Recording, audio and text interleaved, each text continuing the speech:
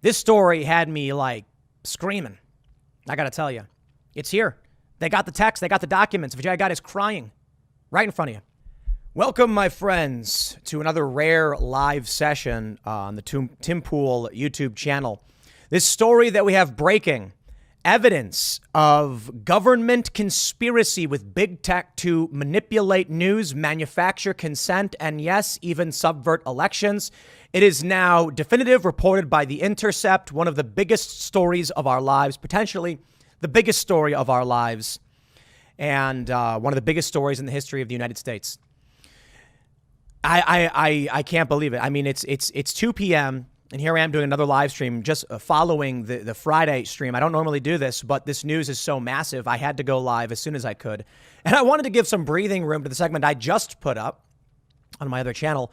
But this is it. Let me stress again. The Intercept has dropped hard evidence, text messages, documents, showing the Biden administration has been coordinating censorship efforts with Twitter, Facebook, Microsoft, big tech, to manipulate public opinion, to control narratives on racial justice, COVID, and potential and the election in 2020. It's here. Now, I know most of you are probably saying, many of you are probably saying, we knew this, and you're correct. I have a tweet from Benny Johnson. You had Jen Psaki outright saying the government was working on some of these proposals. We've known about this passively, but all along the way, you've had big media saying, no, you misunderstand what's happening. It's not collusion. It's not censorship. Now it's here. Vijaya God, just fired by Elon Musk, was reported to have been having regular meetings with the feds to discuss censorship activities. And there it is. Now, naturally, you know, the first thing I did when I saw the story was I immediately I'm spamming Joe Rogan like, dude, we sat down across from this person who lied to our faces and the American public. And this is probably why Vijaya God cried when the news broke about Elon Musk buying the platform. This is also likely why we got reporting that the Biden administration, the federal government, was potentially seeking to intervene to stop Elon Musk from acquiring Twitter. Elon already, just last night, leaked evidence that the Twitter board was withholding information from the courts. Now that was big, but that's a civil issue.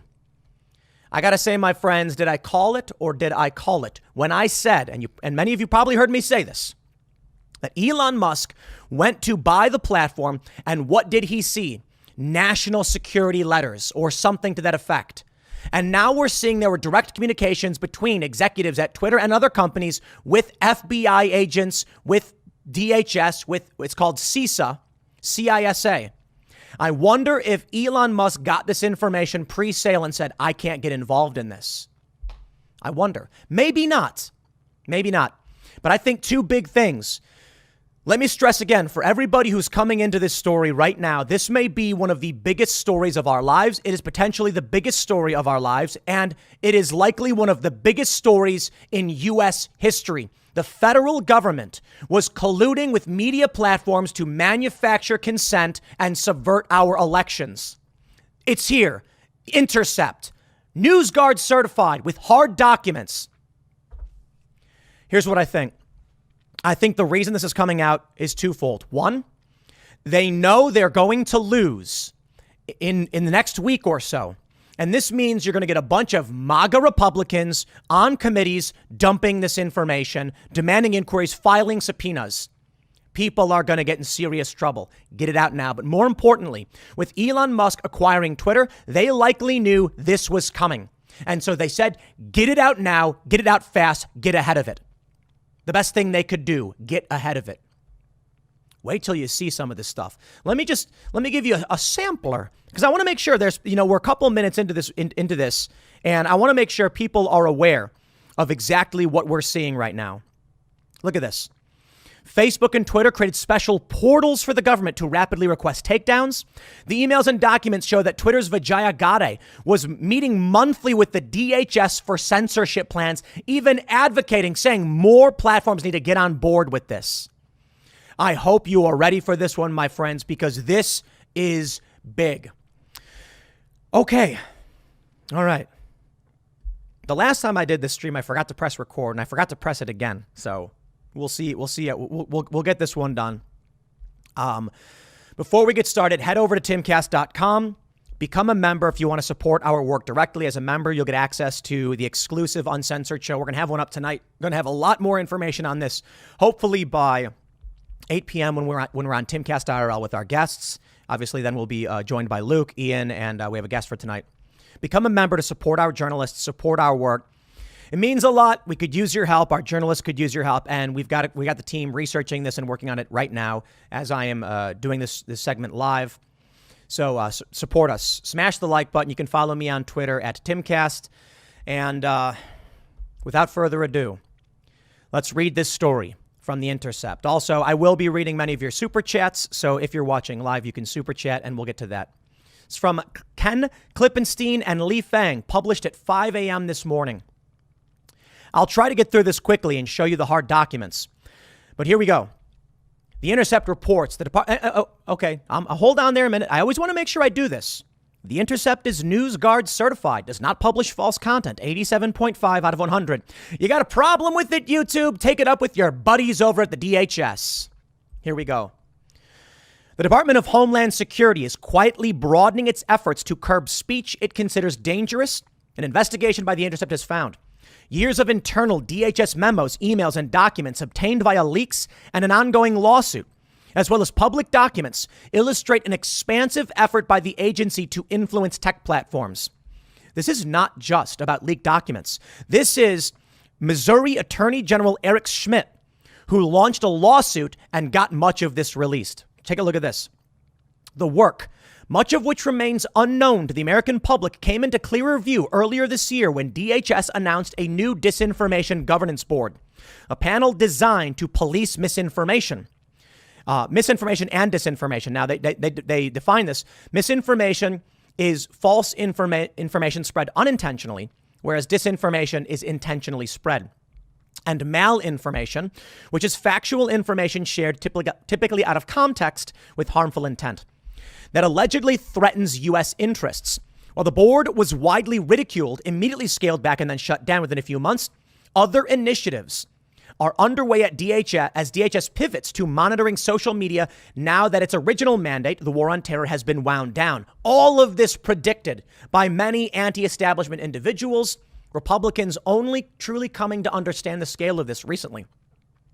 Behind closed doors and through pressure on private platforms, the U.S. government has used its power to try and shape online discourse, according to meeting minutes and other records appended to a lawsuit filed by Missouri Attorney General Eric Schmidt, a Republican who is also running for Senate.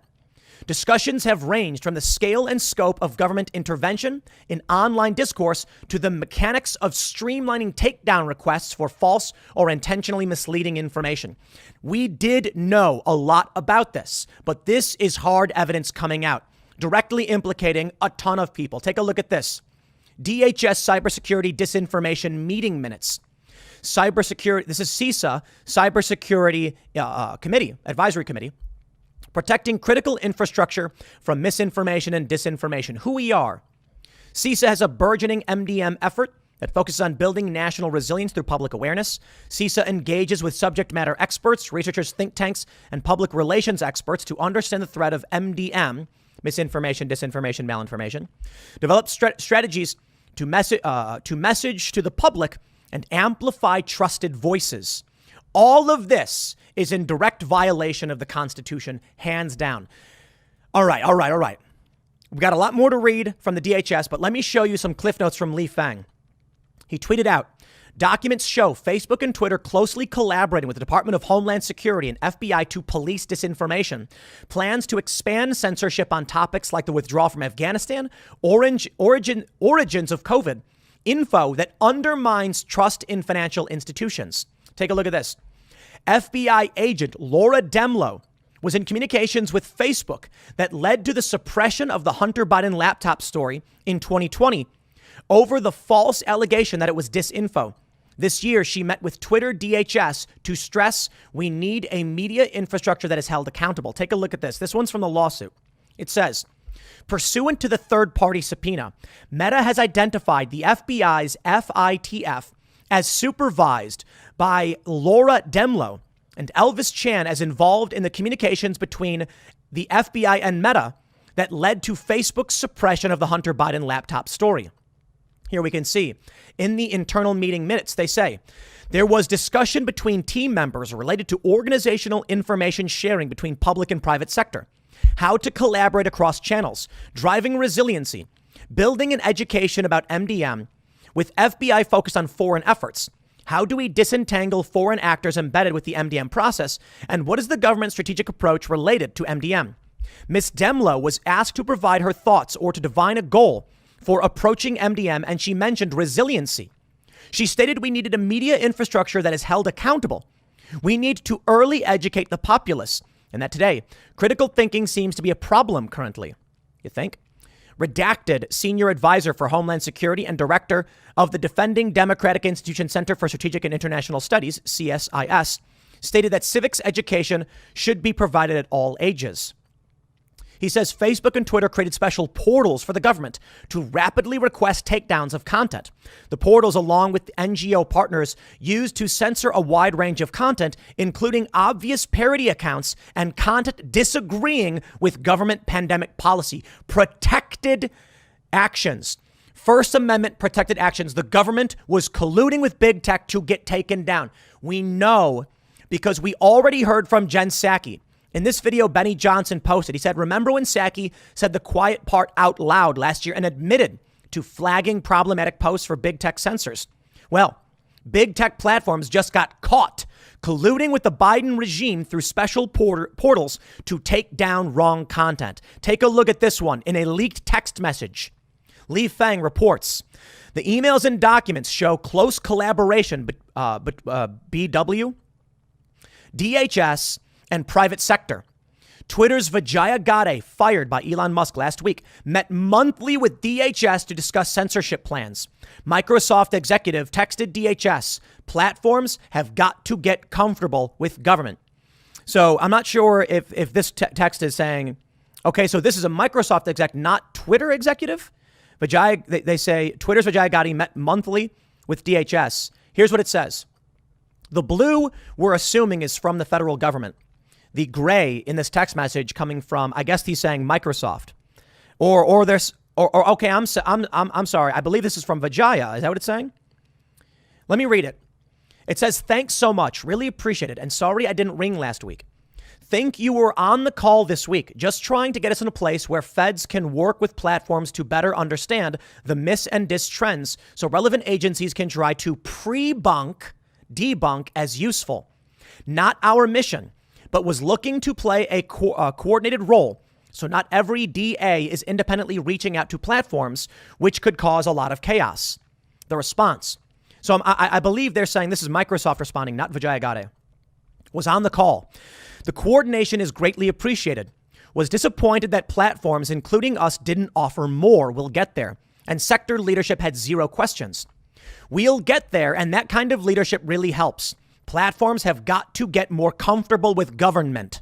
It's really interesting how hesitant they remain. Again, Microsoft included. I don't believe it makes sense that message came from Microsoft if they're saying, okay, I guess it is. If it's a Microsoft executive saying Microsoft included, makes sense. He's saying like we too should be doing a better job. So I don't know where he's saying that Twitter's Vijaya Gadde in this met monthly with the DHS to discuss censorship plans, but he is reporting that definitively. He says, how does DHS justify its evolving mission from countering foreign terror groups to policing domestic disinfo on social media? Leaked planning docs show the agency argues false information is a source of radicalization and violence. None of that gives the government the right to go to the private sector and censor legitimate information. I remind you that in this reporting about the Hunter Biden laptop story getting taken down, that story is true, confirmed by numerous mainstream publications. The U.S. government intervened and got legitimate information shut down. This is downright insane. All right, man. Yo, I got a lot more to show you on this one. Let's go back to the story from DHS. I wanted to make sure I got to some of these documents, but take a look at this. They say this is here's a quote. Platforms have got to get comfortable with government. It's really interesting how hesitant they are, Microsoft executive Matt Masterson, a former DHS official, texted Jen Easterly, a DHS director. So that text that we just read, that was the blue part, was from a DHS director with Microsoft outright saying we need to get more people on board with this. Direct collusion between big tech and the government to violate the First Amendment, among many others. Censor and suppress information, now confirmed. Who's getting sued? Who's getting hauled before these hearings? Well, they must be trying to get in front of this. Take a look at this. In a March meeting, Laura Demlow, an FBI official, warned that the threat of subversive information on social media could undermine support for the U.S. government. And that's kind of a whole thing we have here in the United States about our right to speak out against you and your corruption, codified in the First Amendment. It was the third article of the original 17, which eventually became the Bill of Rights. It is still number one. Demlow, according to notes of the discussion attended by senior executives from Twitter and JP Morgan Chase, stressed that we need a media infrastructure that is held accountable. Quote, "We do not coordinate with other entities when making content moderation decisions, and we independently evaluate content in line with the Twitter rules," a spokesperson for Twitter wrote in a statement to The Intercept. Now, I got to say, it's no surprise all this is coming out now that Elon has acquired Twitter. They are going to nuke Twitter. They're burning the thing down as they exit. I think it's only a matter of time before Elon became apprised of these communications and then made them public. They had no choice but to release it. But let me show you this. U.S. government is considering a national security review of Elon Musk's $44 billion Twitter acquisition, report says. If it happens, Biden could ultimately kill the deal. Now, I wonder why it would be that the federal government was seeking to intervene to block the purchase of Twitter by Elon Musk. Ultimately, they did not do it. It would seem they could not do it. For what national security reason could you justify? I'll break it down for you. My hypothesis. I don't have access to this information, but here's what I think. I mentioned this. Elon Musk probably came into this Twitter deal in good faith. They said, here's government communications, a national security letter you cannot disclose. And Elon said, yo, I'm not buying into this. And they said, too bad. If you back out now, it will expose this. And we're not taking that hit. Maybe that didn't happen. Maybe it did. But here's what may have happened. With them looking at Elon Musk trying to buy this, Vijaya Gade's crying, it was reported. They don't want him to buy it. Why? All the evidence is coming out. How do they stop him? They can't. Interestingly, Elon tried to back out. Now, why did they try to force the acquisition? I don't know. So maybe this didn't happen, okay? I really don't know. But the U.S. government sought to stop this, ultimately choosing not to. Here's what I think.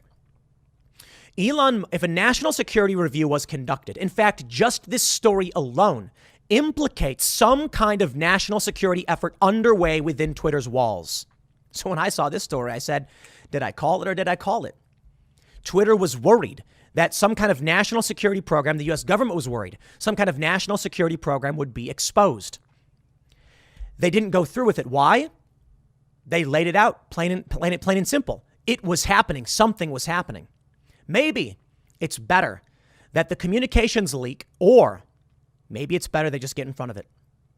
Here we are. This was October 21st. 10 days later, we now have these leaks. I wonder if these leaks were intentional, because I had already said it. Many people had already said it. And Elon Musk was about to grab those documents and release them to the public. So the only thing they can do is try and control what does get released. Perhaps they can put the blame elsewhere. Perhaps Joe Biden or whoever else can leak this selective information and then say, oh, look, it wasn't us. I don't know where this goes, but this is huge. I expect to see inquiries, letters, lawsuits. This is nightmarish. I'll tell you that. Now that we know, we've already known this because of stories like this. From the Wall Street Journal, August 17th, Twitter becomes a tool of government censorship. Alex Berenson was kicked off the site at the White House's urging. That's a violation of the First Amendment. Well, how about this, Wall Street Journal? They were actively colluding on more than just that. In fact, they were colluding in such a way that would subvert our elections, notably in 2020 with the Hunter Biden laptop story. It is plain as day. It is in front of us. Fact, report, leaked documents. Deal with it, YouTube. Here we go. There is also it's from the Intercept, a formalized process for government officials to directly flag content on Facebook or Instagram and request that it be throttled or suppressed through a special Facebook portal that requires a government or law enforcement email to use. Amazing. At the time of writing, the content request system at Facebook, X takedown/login, is still live. DHS and Meta, the parent company of Facebook, did not respond to a request for comment. The FBI declined to comment. Take a look at that. It's still live. DHS's mission, I like how they put the D in capital right there, to fight disinformation stemming from concerns around Russian influence in the 2016 presidential election began taking shape during the 2020 election and over efforts to shape discussions around vaccine policy during the coronavirus pandemic.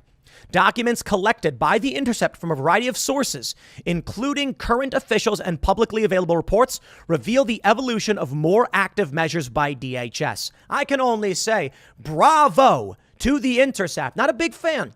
They got super woke. Glenn Greenwald leaves, but this is massive. But wait, I don't trust them. I don't.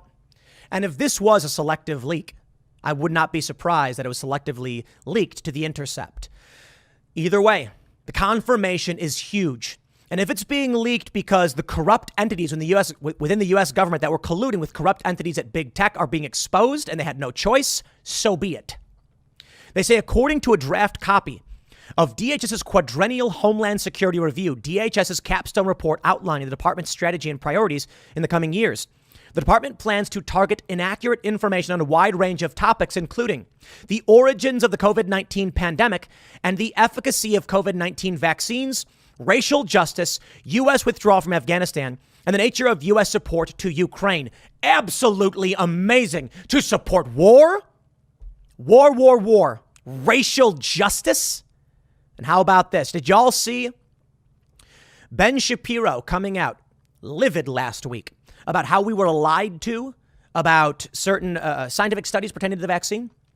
A judge in New York stating definitively the vaccine does not stop transmission and that he was ordering back pay and the reinstating of many employees to their jobs who were fired over this, saying the government didn't have the authority to do it. Now you've got an article from The Atlantic saying, let's COVID amnesty. No dice. Quote, the challenge is particularly acute in marginalized communities, the report states, which are often the targets of false or misleading information, such as false information on voting procedures targeting people of color. My friends, what we have here is, simply put, the government having secret meetings with major media corporations to manipulate public perception of policy, of lockdowns, of the government's actions itself, in complete violation of everything this country stands for. They're going to say the inclusion of the 2021 U.S. withdrawal from Afghanistan is particularly noteworthy, given that House Republicans, should they take the majority in the midterms, have vowed to investigate. Quote, this makes Benghazi look like a much smaller issue, said Rep. Mike Johnson, a member of the Armed Services Committee, adding that finding answers will be a top priority. How disinformation is defined by the government has not been clearly articulated, and the inherently subjective nature of what constitutes disinformation provides a broad opening for DHS officials to make politically motivated determinations about what constitutes dangerous speech. DHS justifies these goals, which have expanded far beyond its original purview of on foreign threats to encompass disinformation originating domestically, by claiming that terrorist threats can be exacerbated by misinformation and disinformation spread online. But the laudable goal of protecting Americans from danger has often been used to conceal political maneuvering. In 2004, for instance, DHS officials faced pressure from the George W. Bush administration to heighten the national threat level for terrorism in a bid to influence voters prior to the election. According to former DHS Secretary Tom Ridge, U.S. officials have routinely lied about an array of issues, from the causes of its wars in Vietnam and Iraq to the more recent obfuscation around the role of the National Institutes of Health in funding the Wuhan Institute of Virology coronavirus research. That track record has not prevented the U.S. government from seeking to become arbiters of what constitutes false or dangerous information, on inherently political topics. Earlier this year, Republican Governor Ron DeSantis signed a law known by supporters as the Stop Woke Act, which bans private employers from workplace trainings, asserting an individual's moral character is privileged or oppressed based on his or her race or color, sex or national origin. The law, critics charged, amounted to a broad suppression of speech deemed offensive. The Foundation for Individual Rights and Expression, or FIRE, has since filed a lawsuit against DeSantis, alleging unconstitutional censorship. A federal judge temporarily blocked parts of the Stop Woke Act, ruling the law had violated workers' First Amendment rights. Funny. I don't really know what that has to do with the federal government and the DHS, but let's read. Florida's legislators may well find plaintiff's speech repugnant, but under our constitutional scheme, they remedy for repugnant speech is more speech, not enforced silence, wrote Judge Mark Walker in a colorful opinion castigating the law.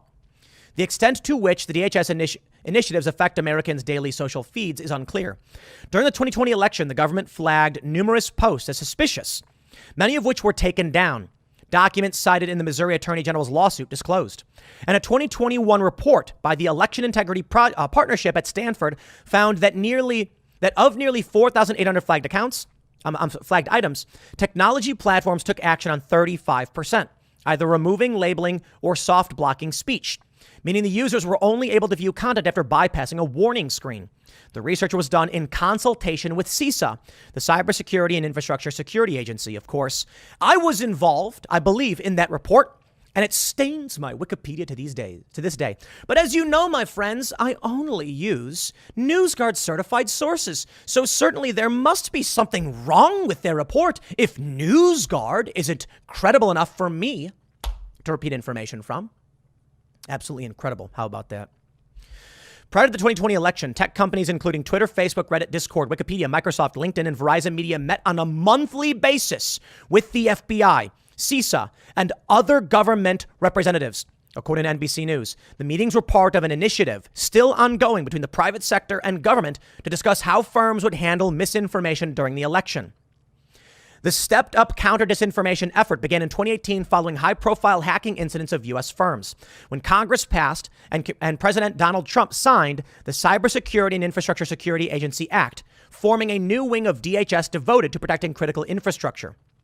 An August 2022 report by the DHS Office of Inspector General sketches the rapidly accelerating move towards policing disinformation. So Donald Trump certainly had his hand in this from the outset. CISA boasted of an evolved mission to monitor social media discussions while routing disinformation concerns to private sector platforms. That is a direct violation of 1A. In 2018, then DHS Secretary Kirstjen Nielsen created the Countering Foreign Influence Task Force to respond to election disinformation. The task force, which included members of CISA as well as its Office of Intelligence and Analysis, generated threat intelligence about the election and notified social media platforms and law enforcement. At the same time, DHS began notifying social media companies about voting-related disinformation appearing on social media platforms.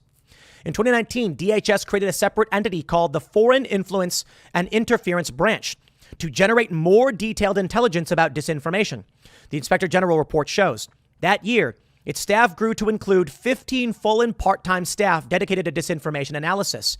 In 2020, the disinformation focus expanded to include COVID-19, according to a Homeland Threat Assessment issued by Acting Secretary Chad Wolf. This apparatus had a dry run during the 2020 election when CISA began working with members of the U.S. intelligence community. Office of Intelligence and Analysis personnel attended weekly teleconferences to coordinate intelligence community activities to counter election-related disinformation. According to the IG report, meetings have continued to take place every 2 weeks since the elections. Full stop. The U.S. government is involved in colluding with big tech, subverting our elections.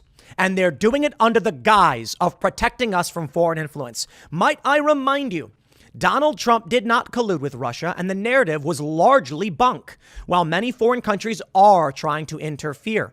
What we've seen from this is not the takedown of fake news from foreign governments, but the censorship of people who oppose the U.S. government, the establishment, or, more importantly, the Democratic Party.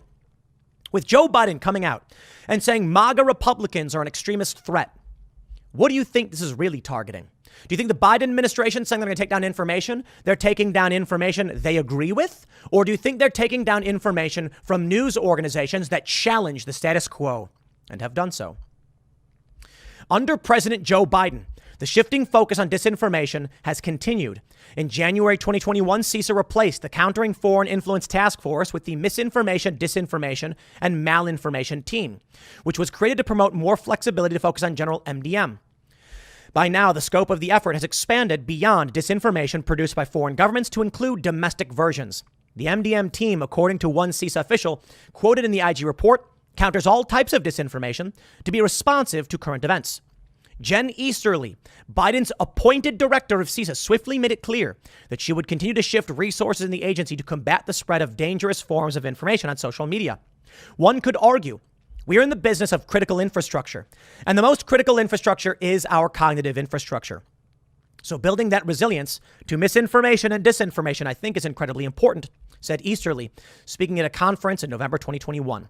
Let's pause for a moment and give you some context. Hands up, don't shoot. Fakes was fake.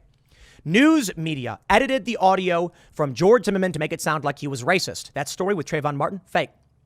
How about Ukraine Gate? Fake. Russia Gate, fake. Jussie Smollett, fake. Covington Catholic, fake. Now, all of that was allowed to persist. All of those lies were allowed to persist. Hillary Clinton right now is spreading conspiracies about 2024. The corporate press is spreading conspiracies about 2020. It's clear, isn't it? It's not about stopping the spread of MDM. It's about controlling information that hurts the establishment machine, the government. I mean, they made it clear. They want to suppress information that makes them look bad. Yo, that's absolutely insane. Again, I'm going to take super chats in a little bit, but look how long this story is. We got a bit to go through because I can't leave this story hanging. There's too much here. They say CISA's domain has gradually expanded to encompass more subjects it believes amount to critical infrastructure. Last year, The Intercept reported on the existence of a series of DHS field intelligence reports warning of attack on cell towers, which it has tied to conspiracy theorists who believe 5G towers spread COVID-19. I think that's insane, mind you. One intelligence report pointed out that these conspiracy theories are inciting attacks against the communications infrastructure. That right there. I get it. I do. I hear you. People believe crazy things. Look, right now, a lot of people believe crazy stuff about this Pelosi story. And I certainly think they're not telling us the truth. But I think you can be reasonable and break down some of this. One of the elements of that story, which, again, I'm not going to get too much into, but to give you one point. Why were they both in their underwear? Why did Paul Pelosi say this guy was his friend? Well, I off the top of my head, it's 2 a.m. I mean, I sleep in my underwear. Boom, there's a big revelation. Most people do.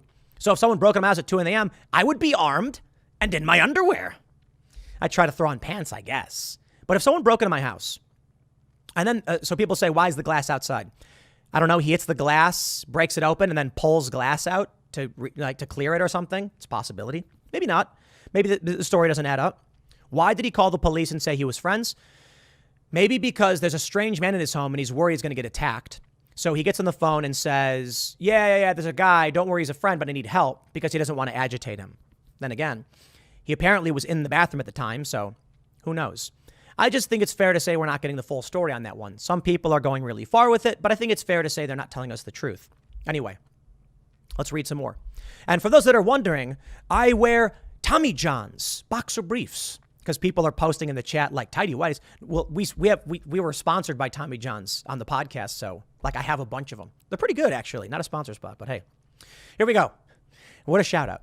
In late February, Easterly texted with Matthew Masterson, a representative at Microsoft who formerly worked at CISA, that she is trying to get us in place where Fed can work with platforms to better understand mis and disinformation trends so relevant agencies can try to pre-bunk. I love that word, pre-bunk and debunk. Let me explain something for you, okay? Pre-bunk would mean to like preliminarily confirm the story. Debunk, right? D is a prefix, so bunk would be to prove correct, I guess. I like to say rebunk. Rebunking is after they claim it's debunked. I come out and prove that they were actually lying the whole time. Anyway, here we go. To accomplish these broad goals, the report said CISA should invest in external research to evaluate the efficacy of interventions, specifically with research looking at how alleged disinformation can be countered and how quickly messages spread. Jeff Hale, the director of the Election Security Initiative at CISA, recommended the use of third-party information-sharing nonprofits as a clearinghouse for trust information to avoid the appearance of government propaganda. Ha ha ha. Last Thursday, immediately following billionaire Elon Musk's completed acquisition of Twitter, Vijaya Gadde was terminated from the company. The Biden administration, however, did take a stab at making part of the infrastructure public in April 2022 with the announcements of the Disinformation Governance Board. The exact functions of the board and how it would accomplish its goal were never made clear. The board faced immediate backlash. You see, this is what they're trying to do with the Disinformation Governance Board. Slow roll it. Give you a little bit of what's going on, so it's normalized, and then eventually you accept the whole thing. 15 days to slow the spread turned into 2 years, a year and a half. Didn't work. People went nuts saying, dude, this is a violation of 1A outright. DHS Secretary Alejandro Mayorkas alluded to broad scope of the agency's disinformation effort when he told the Senate Homeland Security and Governmental Affairs Committee that the role of the board, which by that point had been downgraded to a working group, is to actually develop guidelines, standards, guardrails to ensure that the work that has been ongoing for nearly 10 years does not infringe on people's free speech rights, rights of privacy, civil rights, and civil liberties. They'd already done that, by the way.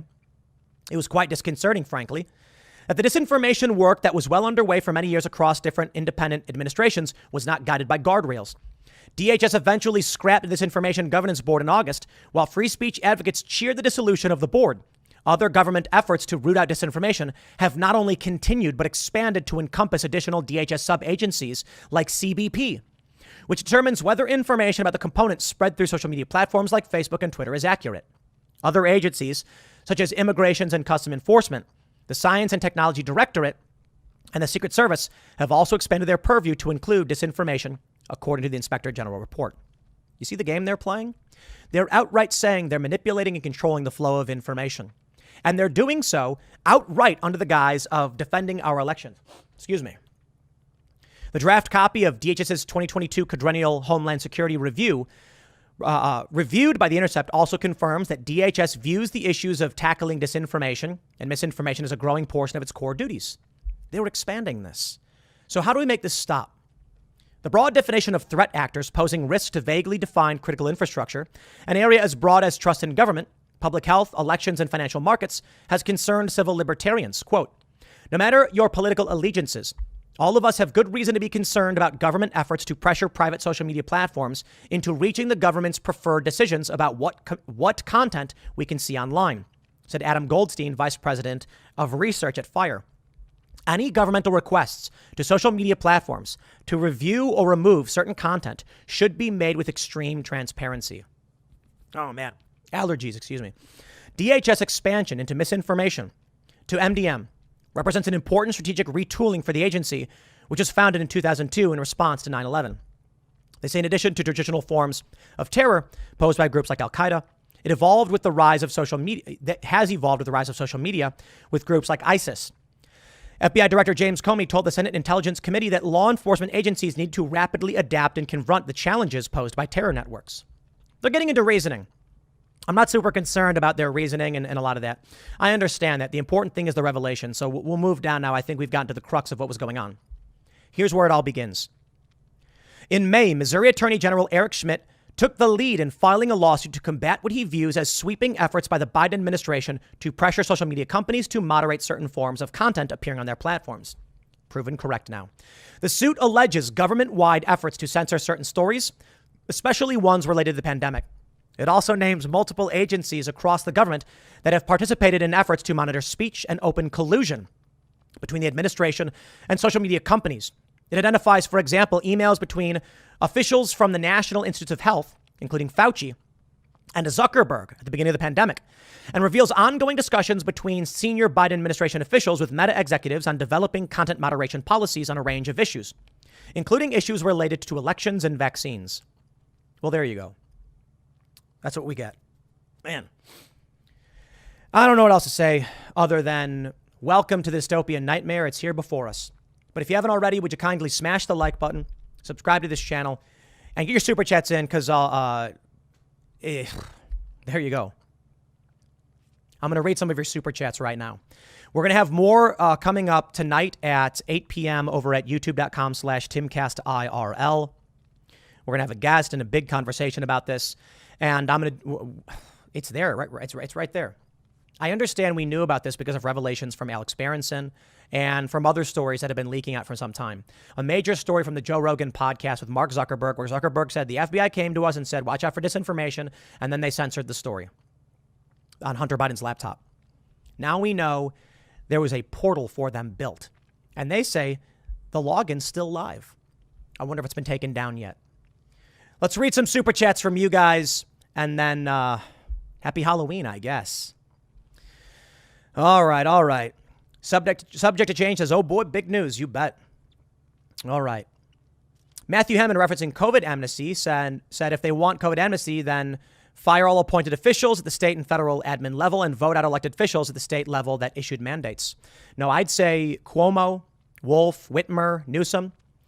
Who else? Was it Phil Murphy? Am I getting his name wrong?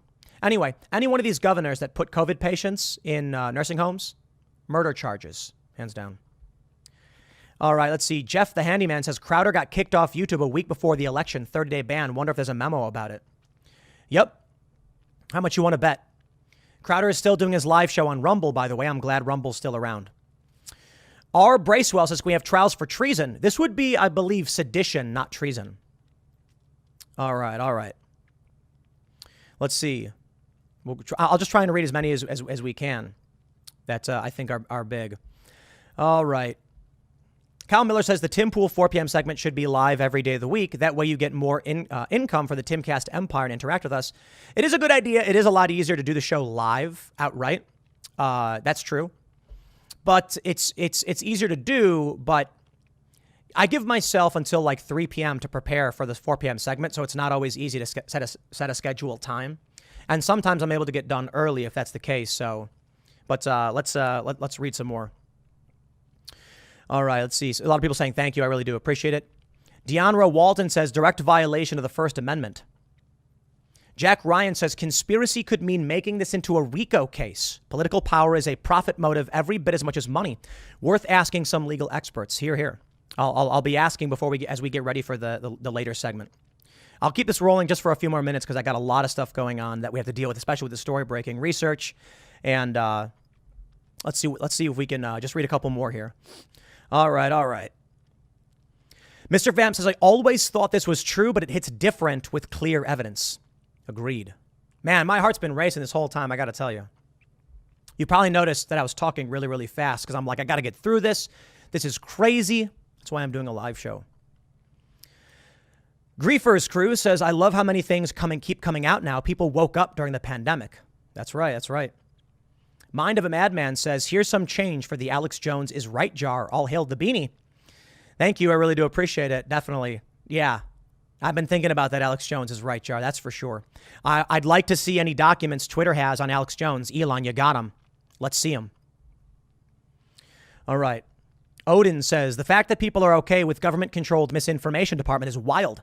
The same people on the left that preach how evil the U.S. government is are the first people to lick the boot. Ryan says, why is this not being reported everywhere? Well, with you guys watching this, tweet at people and tell them this is the story. This should be every major outlet. Obviously, the big major corporate ones aren't going to do it because they're probably in league with the government, colluding with government as well. All right, let's see. Beastly Devil says, Tim, you should see the segment that Trevor Noah did on Carrie Lake. The man is trying hard to disparage her character and his minion Klepper with his GOP rally content. A new episode of his today. I'll take a look, I suppose. I don't like watching him because he's terrible, but I do watch a bit of the left stuff. Belisarius says, is there any way for you to do an interview with Snowden about these leaks? Don't know. Maybe. I have no idea. All right.